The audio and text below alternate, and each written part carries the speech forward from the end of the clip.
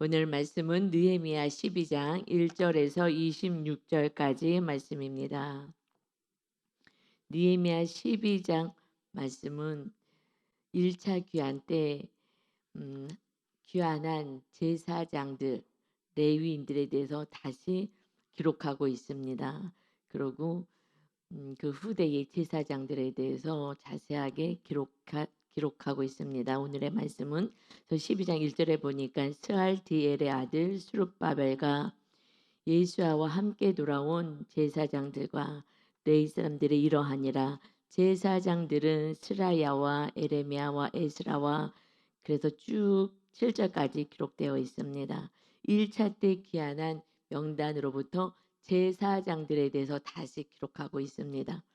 그래서 스룹바벨과 함께 온 예수아가 대제사장이죠. 함께 돌아온 제사장들과 그래서 그 레위 사람들은 이러하다 하면서 이제 기록이 되어 있습니다.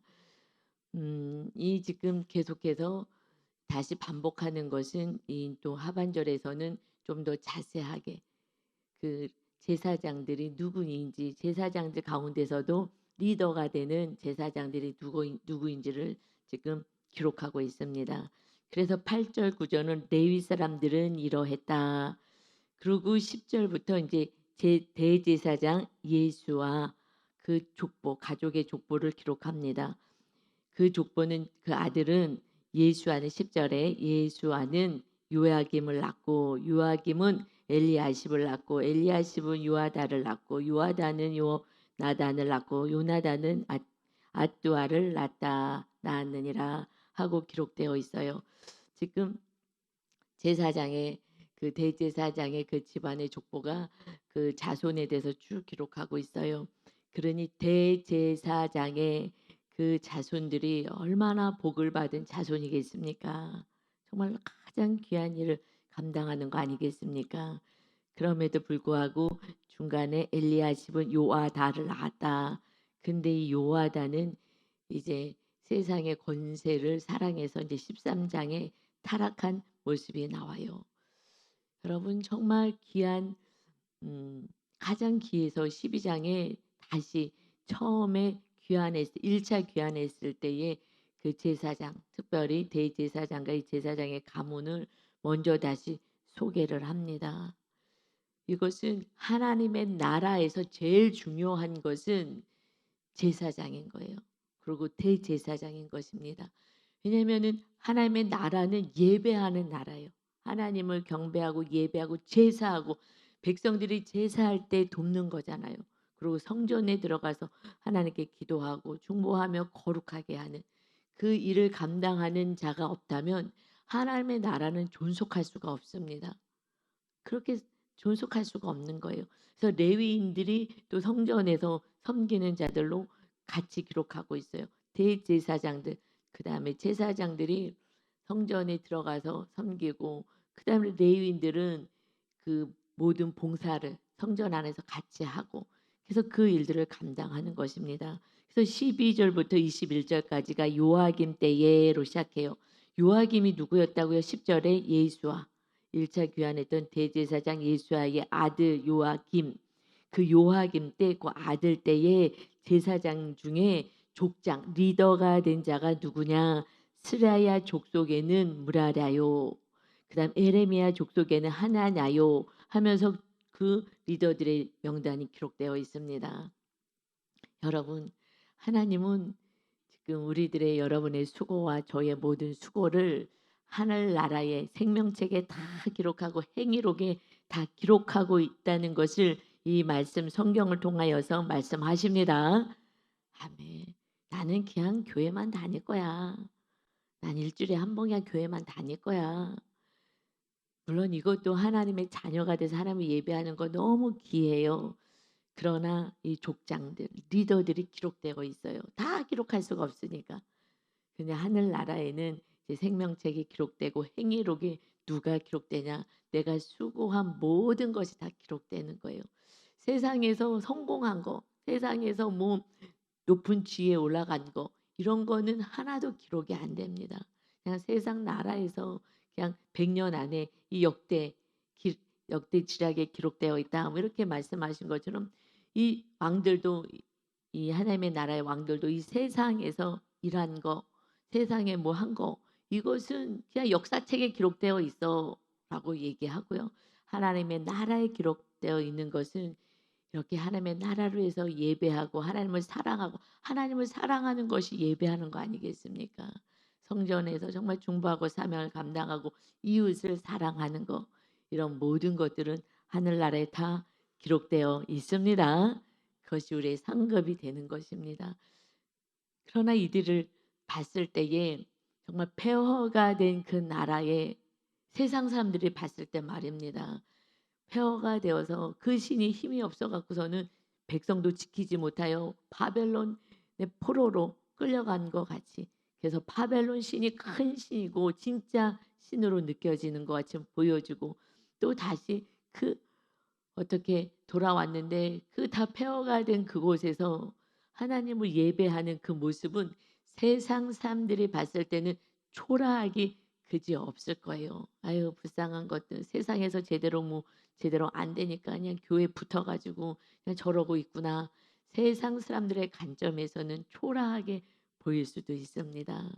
그러나 우리가 천국 갔을 때에 창조주 하나님을 찬양하고 섬기고 예배한 하나님을 위하여 봉사한 그 모든 사람들이 잘했다 칭찬받는 하늘나라의 상급이 있게 됨을 믿으시기를 예수님의 이름으로 축원합니다. 아멘. 그렇죠. 그 바벨론 사람들 세상 이후 그 나라 사람들이 봤을 때는 아이고 저게 뭐 하는 짓거리야. 아이고 불쌍해라. 그 신을 또 믿겠다고 이 폐허가 된 이 나라에서 또 신을 믿고 어떻게 우리 좀 도와달라고 그러고 저러고 늘 있구나. 아이고 찌찌찌찌 불쌍해라. 아니요. 모르는 거예요. 그래서 이제 예수님이 오시고 나서 우리들의 예배는 예수님이 오셔서 어떻게 드리는 게 진짜 예배였는지 그래서 구약에서는 그림자같이 보여준 거죠. 짐승의 피로 내 죄가 속죄함을 받는 거. 그래서 그 구약에서 성전은요.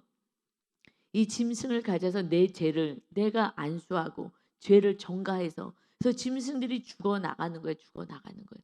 근데 나중에는 맨 처음에는 아우 너무 감사하다. 내가 죽었어야 되는 건데 죄 짐승에게 죄를 전가해서 나 대신 죽어주니 그래서 내가 다시 거룩한 자로 하나님이 여겨 주시겠다.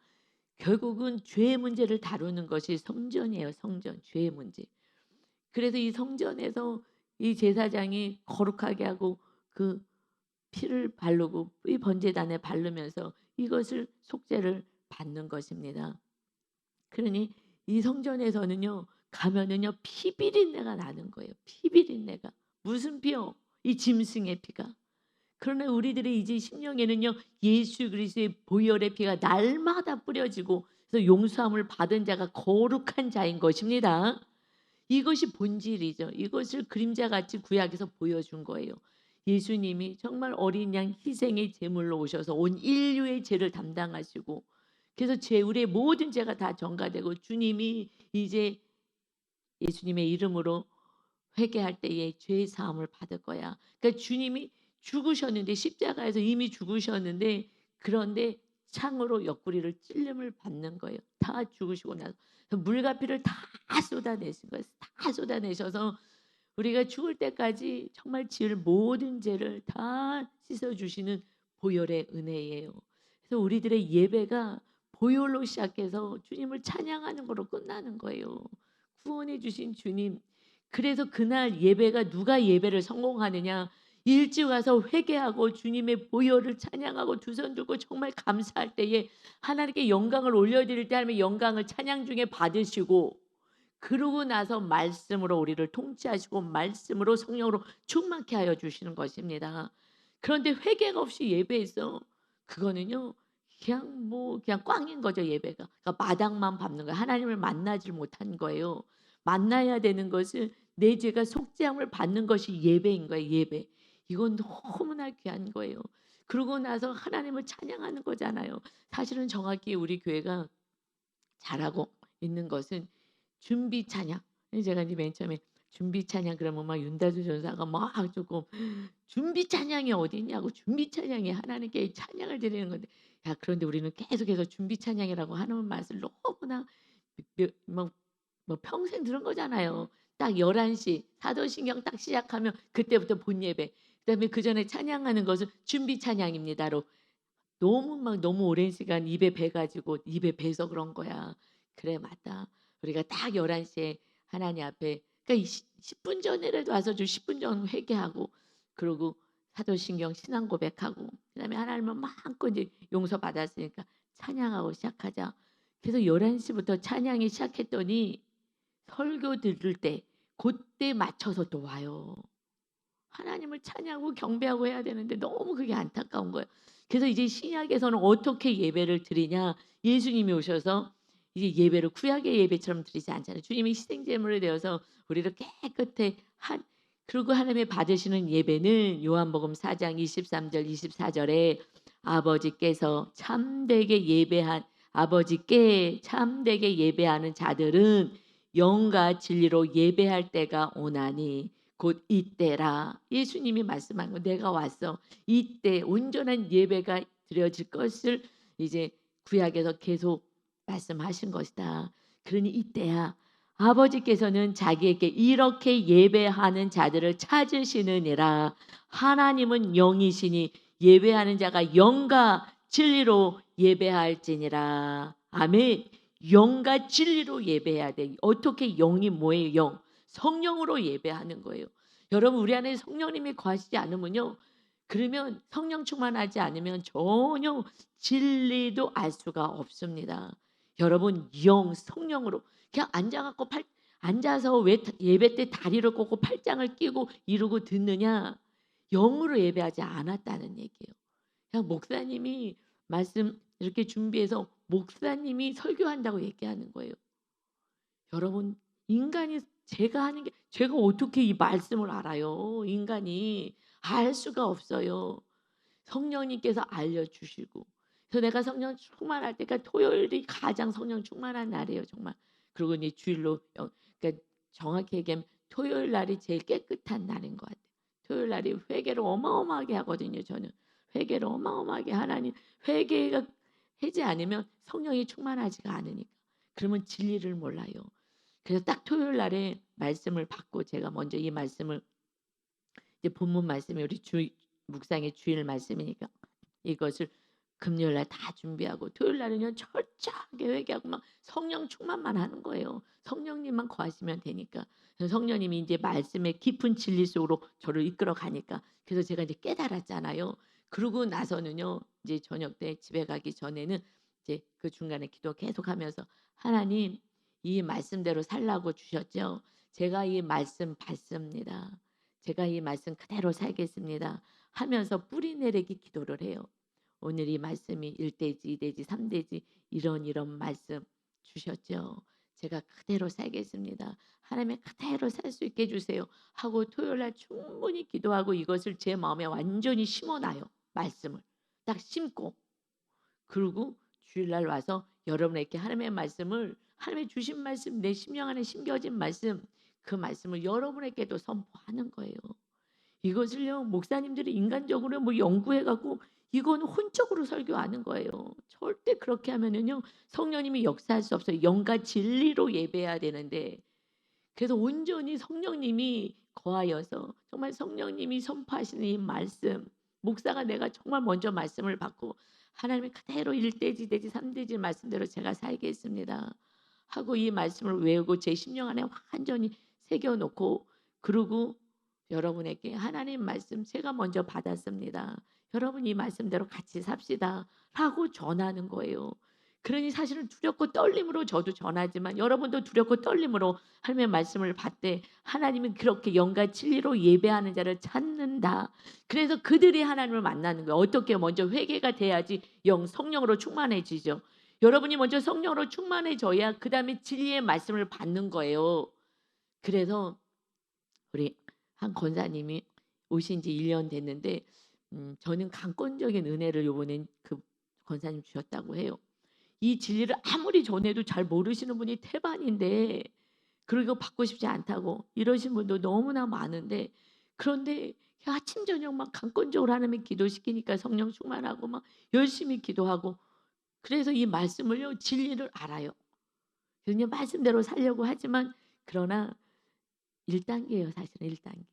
왜냐면 내 안에 어마어마한 무의식의 세계에 이 죄악이 가득한 게 우리 안에 심령 안에 있다고요. 그래서 하나님이 저는 이제 다 해결됐다고 생각했는데 작년에 정말 24 년을 멋지게 성령의 전으로 살려고 했더니 나는 한 10% 남은 줄 알았다니까요 내 안에 이 죄가. 그랬더니 네 안에 산당이 이 교만하고 이 산당이 어마무지하다. 이게 쉬운 게 아니야. 이것이 인간들이 몰라서 그래. 어마어마하다. 너는 지금 한 10% 고거 지금 회개하고 나가고 있는 것이다. 아 그랬구나. 그럼 마귀 만만히 보지 마. 마귀가 얼마나 속이는지 알아. 절대 이길 수가 없어. 그 오직 성령님이 알게 해 주시고 보여주게 하시고 깨닫게 하시고 쫓을 수 있는 힘을 주시는 것이다. 오직 성령님을 의지해라. 할렐루야. 그래서 제가 막 능력을 받으려고 그때 막 나중에 또 그 강사님이 막 능력을 받아야 된다고 막 이래 갖고 왜냐면 초창기에 제가 신학교 가서 막 능력 받으라고 막 엄청 했거든요.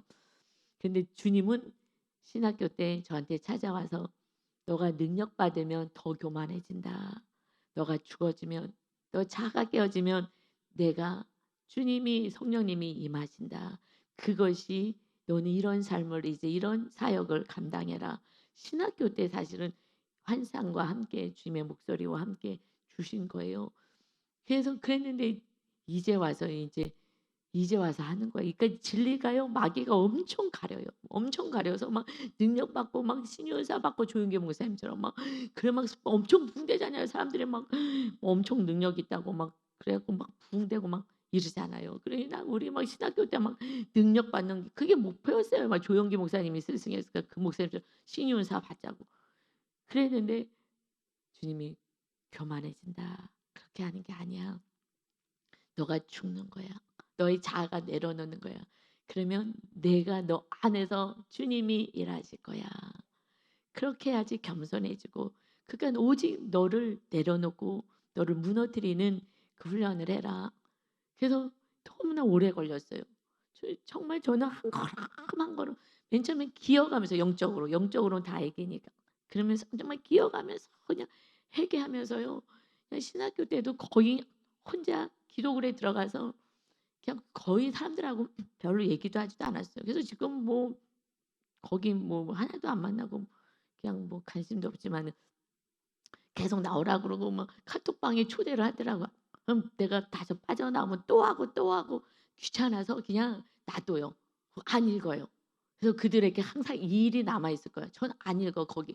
왜냐면 맨 그냥 정치 얘기하고 막 이런 거 동영상 올리고 나 너무 신경 쓰여 갖고 카톡 소리 안 나게 딱 해 놓고 그러고 그냥 안 읽고 안 봐요. 왜냐면 나오면은 또 신청하고 또 불러대니까 그냥 영적으로 가야지. 그냥 성령의 전을 세우는 방법 우리가 같이 성령으로 충만하자. 이것으로 같이 하자고 제가 올렸더니 너무 까칠하십니다 이러더라고요. 그래서 '아이고 가만히 있어야 되겠다.' 그냥 그러고 인제 가만히 있고 우리 성도님 우리 영의 자녀들 성도들과 함께 우리 자녀들과 함께 이 일을 감당해야지. 할렐루야. 여러분 정말 영과 진리로 예배하는 자를 하나님은 찾으셔서 그때 예배할 때에 하나님이 만나 주시는 줄 믿습니다. 아멘. 정말 이거는 은혜인 거예요. 사람들이 우리를 초라하게 봐요. 여러분 천국 가서 보십시오. 그들을 천국에 오지 못하는 수많은 영혼들이요. 왜 그때 나를 가만히 놔뒀을까? 나한테 와서 정말 욕을 하든지 어떻게 해서든지 그 하나님이 살아계신 걸 안다면 어떻게 나를 내버려 뒀을까? 이건 자녀들이 가족들이요. 어떻게 이럴 수 있어? 형이 누나가 언니가 이렇게 나를 놔둘 수가 있어. 나는 진리를 몰랐다고 다 마귀에게 속은 거예요. 저도 계속 순간순간 '야 이게 마귀에게 속는구나. 속았구나. 또 속았구나.' 제가 하나님의 마귀를 이길 수 없어 성령으로 충만하지 않으면 성령님이 깨닫게 해 주시고 보여 주셔야 아는 줄 믿습니다. 아멘. 그래서 제사장이 중요한 거예요. 제사장이. 하나님께 예배하는 자. 먼저요 이 예배를요 정말 생명을 다하여 예배 준비하고 그리고 좀 예배 준비는요 일주일 동안 저의 예배 준비는요 거룩하게 사는 거예요. 성령님이 거하셔서 우리 성도들이 성령으로 거룩하게 지는 삶. 그래서 일주일 동안에 거룩하게 여러분이 살아야지 하나님을 만나는 거룩한 예배를 드릴 수가 있습니다. 이제 영과 진리 내가 성령 안에서 성령으로 예배를 드리고 오직 진리의 말씀을 받아 행할 수 있는 힘을 공급받고 주님을 만나는 은혜가 있으시기를 예수님의 이름으로 축원합니다. 아멘. 그래서 22절부터 26절까지는요. 이제 레위 자손의 족장들에 대해서 나와요. 리더들, 레위 자손들 가운데 리더들에 대해서 나와요. 그래서 기록한 것은요. 누가요? 리더가 돼야 돼요. 여러분 그래도 간신히 천국에 가는 것도 감사하기는 해요. 그러나 리더는 누구를 시키겠어요? 더 충성된 자를 리더로 세웁니다. 여러분 리더는 충성된 자예요. 충성은 뭐예요? 순종이라 그랬잖아요. 순종. 그냥 순종하는 자가 리더가 되는 거예요. 이 세상에서 뭐 스펙이고 뭘 가졌고 안 가졌고는 그거는 육적인 거거든요. 하나님 앞에서는 오직 하나님의 말씀에 순종하는 자 그가 리더가 되는 거예요. 그래서 리더들을 이제 기록하면서 문지기까지 기록을 하죠. 그러고 나서 성전의 문지기가 되더라도 이거는 정말 축복인 거예요. 이 교회 안에서 모든 하나님과 이웃을 섬기기 위해서 이렇게 내가 성전이 되어 살아간다면 이제 성전 안에서 다 봉사하는 거잖아요. 내가 이제 성전이 되어서 하나님을 예배하고 그러니까 눈에 보이는 그 성전뿐만이 아니라 그러니까 우리가 정말 교회 안에서 서로 섬기고 이 모든 것 또 세상 안에서도 정말 이웃을 섬기고 살아가고 정말 예배 온전함의 뜻대로 살아가는 것이 그것이 예배라 삶의 예배죠. 그렇게 살아가는 삶.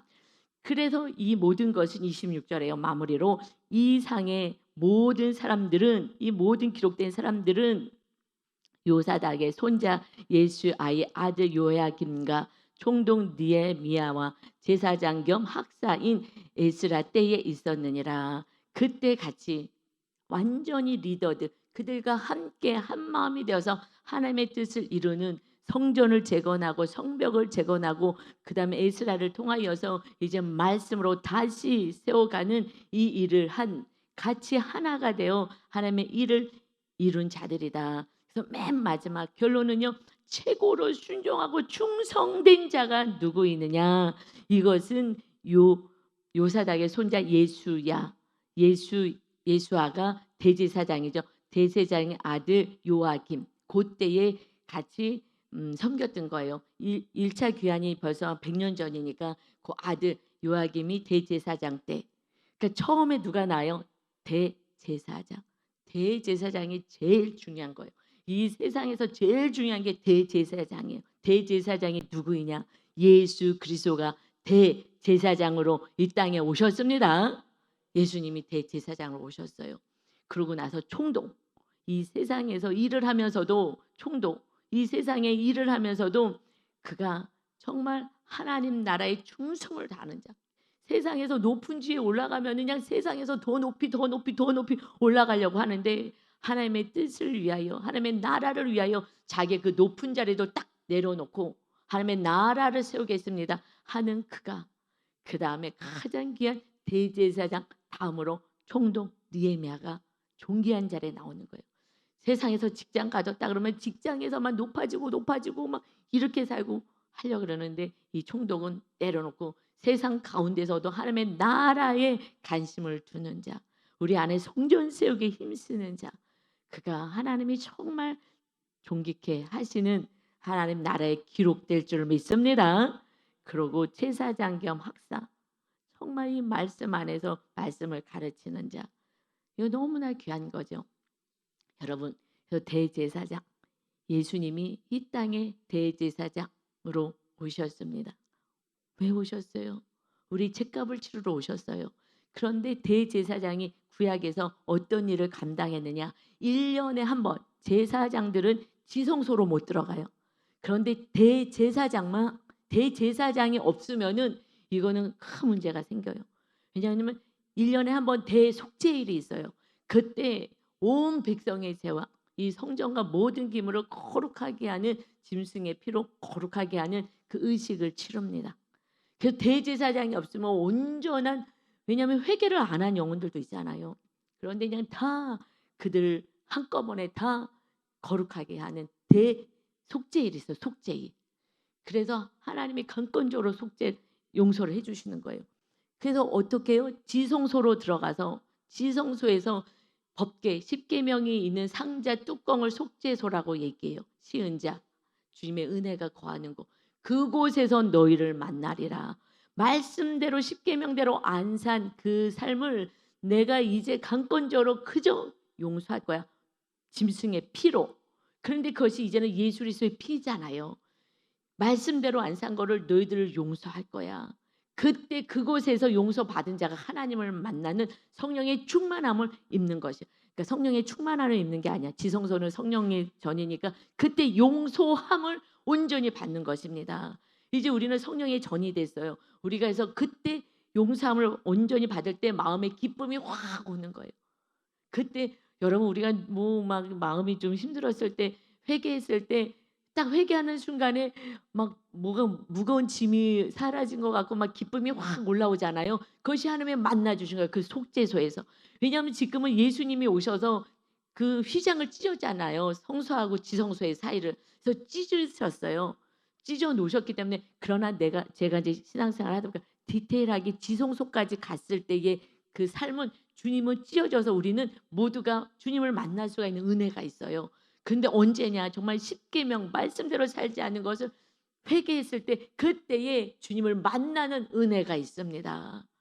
그런데 지성소까지 가는 그 삶까지 성소의 성령 충만한 7촛대가 다 딱 채워졌을 때 지성소로 들어갈 수 있거든요. 그때 하나님의 한 번의 테스트, 아브라함도 테스트, 너 자녀 우상 들여봐, 한 이런 테스트를 받고 그리고 테스트에 합격하면 지성소로 들어가면 그건 성령의 임재소로 들어가는 거예요.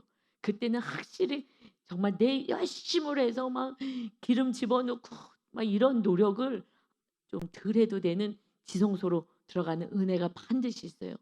그런데 그곳에서도 우리는 죄를 지니까 언제요? 회개할 때 말씀대로 살지 못하고 회개했을 때 그때 하나님을 그때 만나는 거예요. 정확히 그때 만나는 거예요. 그래서 다시 회복이 되고 하는 은혜가 있습니다. 이것을 주님이 말씀하신 거죠. 주님이 부활하시고 나서 요한복음 20장에서 너에게 평강이 있기를 원한다. 지성소의 삶은 평강이고 용서받은 그 심령은요 기쁨이고 정말 샬롬 평안하십니까? 이거에 하나님이 주시길 원하는 건 하늘나라의 기쁨 평안이잖아요. 세상에선 돈 주고 살 수 없는 하나님이 거하신 천국에서 누리는 평강이 있을지어다 하시면서 평강은 에이레네라 그러죠. 하나가 되는 거야. 이제 나랑 하나 되고 이웃과 하나 되어라 하면서 내가 너희를 세상에 보낼 거야. 이 악한 세상에 정말 진리를 모르는 이 세상에 보낼 것이다. 그러니 성령 받아라 하고 말씀하시고 나서 요한복음 20장 23절에 너희가 누구의 죄든 사하면 사여질 것이요 누구의 죄든 그대로 두면 그대로 있으리라. 우리가 죄를 사하는 권세가 있게 된 거예요. 이제 우리는 대제사장으로 오신 예수님, 구약에선 대제사장이 1년에 한 번 가서 1년에 한 번 들어가서 모든 백성의 죄를 용서하는 그 의식을 치러서 하나님이 용서해 주십니다. 그리고 예수님이 오셔서 이제 휘장 찍고 십계명 안에 살아서 모든 죄를 계속해서 씻어주신 주의 보혈로 씻어주시는 거예요. 그 일을 너희가 하라는 거예요. 주님이 했던 그 대제사장의 사명을 이제 너희가 해라. 주님이 부활하시고 제자들에게 말씀하신 거 나타나셔서 승천하시기 전에 너희가 누구의 죄든 사하면 사해질 거야. 누구의 죄든지 용서해. 그러면 그 죄가 힘을 잃어요. 죄가 힘을 잃는 거예요. 죄가 없어지지 않아요. 그가 죄를 회개해야지 그 죄는 없어져. 하나님의 관계로서 다시 샬롬 평강이 있으려면 회개해야지 하나가 되지만 우리가 대제사장의 그 은혜를 받은 우리가 그렇게 그래서 누가 죄 사하고 이웃의 그 죄를 약화시키느냐? 지성소에 들어간 사람이 가능한 거예요. 그 전에는요 안 되는 거예요. 지성소까지 가야 그때 죄 사함을 받잖아요. 완전 1년에 한 번 대제사장이 들어가잖아요, 여러분. 그러니 이제 우리 교회 성도님들은요, 지성소까지 들어가셔야 그때 온전한 이제 구원의 열매가 맺혀지는 거예요. 그때 가서. 왜요? 그냥 십자가 지고 죽었잖아요, 우리 자가. 휘장 찢으면서 지성소 들어갈 때. 그곳에서 날마다 우리가 회개하며 대제사장이 하는 것처럼 주님이 하라는 거예요. 이제 성전을 세워서 너희가 누구의 죄든지 사하면 용서하면 용서할 거야. 마귀가요 막 달라붙어서 막 악을 행하는 그 사람에게 사랑을 하고 그 죄를 용서해 달라고. 왜냐하면 나를 힘들게 했는데 어떻게 용서가 되겠어요. 그런데 몰라서 그러니 주님이 하신 기도처럼 저들을 용서해 주세요. 저 사람이 몰라서 저래요. 라고 기도했을 때에 그 죄가 힘을 입고 내가 사랑으로 섬기니 마귀가 떠나갈 수밖에 없는 거예요. 여러분, 여러분이 지성소까지 들어가야지 정말 이 거룩한 하나님의 거룩한 자녀의 모습으로 살아가는 거예요. 그때부터는요 화나지가 않아요. 왜냐하면 죄가 있어서 그런 걸 어떻게 몰라서 그런 걸 어떡하냐고요. 그러니 우리가 지성소의 영성으로 이유를 용서해 주는 거예요. 우리가 할 일은요 그냥 용서해 주는 것밖에 없어요. 그러면은 주님의 사랑이 그들을 덮어버리는 거예요. 여러분 우리가 용서해야지 죄가 힘을 잃어요. 그러면 나하고 관계가요 용서해 주고 나면 하나님하고 우리 관계가 뚫리듯이 에이레네가 돼. 그 너하고 나하고 이제 또 평강의 좋은 사이가 돼요. 그때 주님의 또 내 안에 계신 주님의 사랑이 그를 덮는 거예요. 그래서 허다한 죄를 덮으신다 그러잖아요. 허다한 죄를 우리 죄를 덮어주시는 거예요. 그래서 우리를 깨끗하게 죄 없는 자로 여겨주시는 그 삶이 이제 너희가 이렇게 사는 거야. 제자들에게 먼저 말씀하시고 이렇게 가리켜라 알았지. 그러니 이제 목사가 이렇게 해서 이 삶을 사는 것이고 그다음에 리더들이 이제 그렇게 살아가는 것이고 그래서 온전한 구원 이 땅에서 천국을 누리며 하나님과 함께 살다가 영원한 천국에 가는 그러한 정말 거룩하고 존귀한 세상 사람들이 봤을 때는 폐허가 된 그곳에 돌아와서 아이고 찌찌찌찌 불쌍해라 아이고 저거 뭐하는 짓이야 라고 보이겠으나 우리는 진리를 알고 창조주와 하나님을 모시고 살아가는 그 독생자 아들이 나를 위해서 희생 제물이 되어 나와 함께 하신 이 놀라운 은혜 속에 살아가는 이게 진리라고요. 이 진리 안에 정말 여러분 온전히 거하셔서 정말 세상 사람들 따라가지 마시고 나는 이것도 없고 저것도 없고 저것도 없어. 없으면 어때요? 주님이 생명이신 주님이 영생이신 주님이 내 안에서 나를 통치하시는데 그때 여러분 정말 놀라운 일들이 벌어지는 거예요. 여러분 옆에 있는 자들이 다 살아나는 거예요. 다 구원을 받는 거예요. 여러분 이게 얼마나 귀하겠어요. 지옥불에서 건져내서 천국으로 데려갈 수 있는 그 은혜가 저와 여러분에게 주어진 사명인 줄 믿습니다. 아멘. 우리는 정말 세상 사람들하고 비교할 수 없는 너무나 귀하고 존귀한 자예요. 이 사명을 내려놓지 마시고 정말 귀하게 여겨서 한번 이제 몇십 년밖에 못 살 건데 아니 주님이 속히 오실 건데 그러면 정말 주님 앞에 갔을 때 정말 잘했다 칭찬받고 내 보혈의 은혜로 네가 이렇게 나를 기쁘게 했구나 하는 정말 최고의 신부가 되어서 영혼을 살리는 구원의 열매를 맺는 주님의 사랑이 그들을 다 엎어서 그래서 그들의 마귀가 떠나고 생명의 역사가 있게 하는 또 오늘도 더 순종하시는 저와 여러분 되시기를 예수님의 이름으로 축원합니다. 아멘. 아버지 하나님 영과 진리로 예배한다. 이 구약이 다 그림자같이 보여주었습니다. 이제 이때라 예수님이 오셨습니다. 성전을 세우러 오셨고 그래서 성령님 보내주셔서 성령님이 임하지 않으면 진리를 알 수도 없고 행할 수도 없습니다. 아버지 이제 내 안에 어마어마한 무의식 가운데 다 집어넣어 버리고 내 안에 있는 그 더러운 죄악들 교만 우상 아버지 하나님 모든 원주민들 고집들 이게 다 사라지고 주님의 보혈로 깨끗이 씻은 바 되어서 아무리 어떤 사건이 와도 내 천국이 빼앗겨지지 않고 요동하지 않은 잔잔한 호수처럼 또 날마다 동일하게 떠 있는 태양처럼 우리가 주님의 뜻을 온전히 행할 수 있는 정말 귀하고 존귀한 자녀로 살게 하여 주옵소서. 진리를 깨닫게 하신 주님을 찬양하며 예수 그리스도의 이름으로 기도 올리옵나이다. 아멘.